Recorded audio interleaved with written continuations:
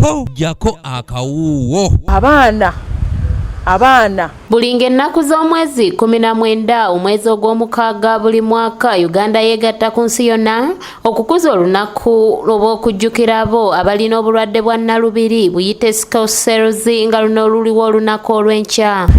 Nti olunaku lw'enkya ng'ennaku z'omwezi 19 omwezi ogw'omukaaga guno lwe lunaku lwa nalubiri olw'ensi yonna era olunaku nolukuzibwa buli 19 Juni buli mwaka. Olw'embeera eri mu ggwanga tewajja kubaawo mikolo mikulu nga bwe guba nga wategekeddwawo omukolo gw'abantu abatono olunaku olw'enkya ku ssengejjero ly'omusaayi butabika.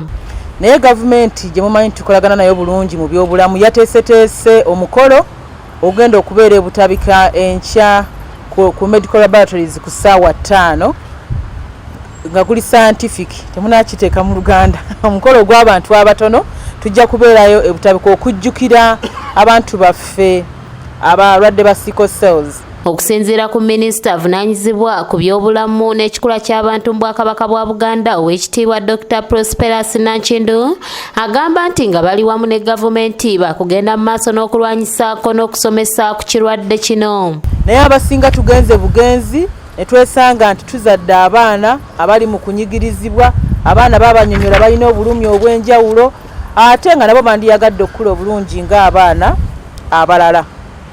Naye nga bwe ngambye mmwe bwe twesiga mu kiseera kino ekya COVID-19 mwe bannamawulire mmwe mulina eddoboozi erisinga amaloboozi gonna.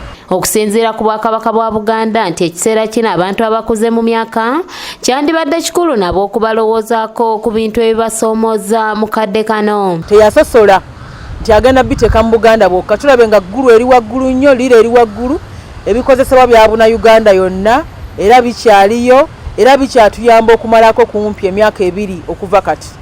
Nolwekyo tetukubiriza abantu bajjumbire okugenda okukeberebwa.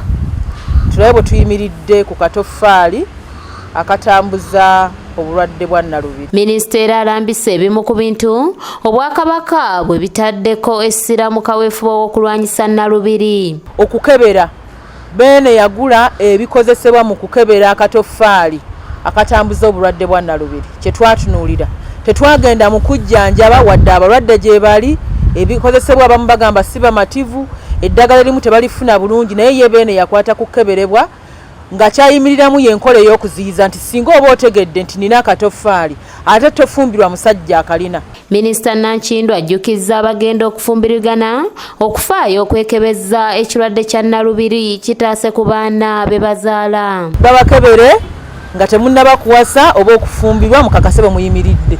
Kati senga atawuuze oba gwali wano ate ffeeko kuwuuza ebbaluwa eriwa bakkebere bamugendeyo kiri gy'oli. Obulwadde bwa nalubiri oba sickle cells bwe bumu ku bulwadde obutawona ng'okusinziira ku b'ebyobulamu abaana abawera emitwalo 2 bafa nga tebannaweza myaka 5 wabula nga Obwakabaka bwa Buganda buvuddeyo nnyo mu kulwanyisa ekirwadde kino. Nga bwe mbadde mulaba obutambi obutambula n'obumu bwe twafuna mu kitongole, abaana beenyigidde mu bikolwa ebitagambika, abaana tebaliiko awuliriza. Kanyike Kevinizi yakusakidde eggulire lino ku lwa ABS Television. Ku lw'omukaaga Maama Nnabagereka agenda kusisinkana abaana